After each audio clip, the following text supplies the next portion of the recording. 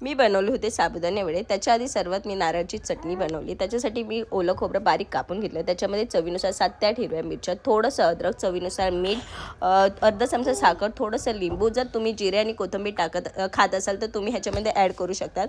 आम्ही खात नाही म्हणून मी टाकली नाही. आणि नंतर एकदम ते बारीक अशी चटणी वाटून घेतली.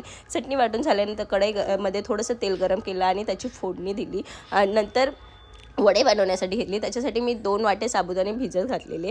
साबुदाणे भिजून झाल्यानंतर त्याच्यामध्ये 4 ते 5 मी उकडलेले बटाटे घेतले. नंतर चवीनुसार आपण तुम्ही खातात तेवढ्या हिरव्या मिरच्या मी 5 ते 6 वाटल्या होत्या. नंतर शेंगदाणे असे भाजून ते ओबडधोबड वाटून घेऊन त्याच्यामध्ये ॲड केले. चवीनुसार मीठ ॲड करून छान स्वच्छ हात धुवून दोन्ही गोष्टी एकदम व्यवस्थित अशा मिक्स करून घेतल्या. आपल्याला एकदम साबुदाणा आणि बटाटा छान मिक्स करून घ्यायचा. सर्व व्यवस्थित मिक्स करून झाल्यानंतर आपण पीठ मळतो तसा गोळा तयार झाला होता. तुम्ही बघू शकता छान असा माझा गोळा झालेला. नंतर मी त्याच्या छोट्या छोट्या एकदम अशा टिक्क्या बनवल्यावर दुसरीकडे मी तेल गरम करण्यासाठी ठेवलं. आपलं तेल तापले की नाही हे बघण्यासाठी मी त्याच्यामध्ये थोडासा वडे सोडले आणि ते एकदम छान तळून वर आले होतं. नंतर मी 1 बाय 1 टिक्की सोडून दोन्ही साईडने एकदम असं खुरपूस तळून दिल्या. एकदम असे कुरकुरीत तळल्या होत्या आणि छान माझे वडे तळून रेडी झाले होते. खरंच खूप साधी, सोपी आणि टेस्टी रेसिपी आहे. तुम्ही सुद्धा एकदा नक्की ट्राय करा.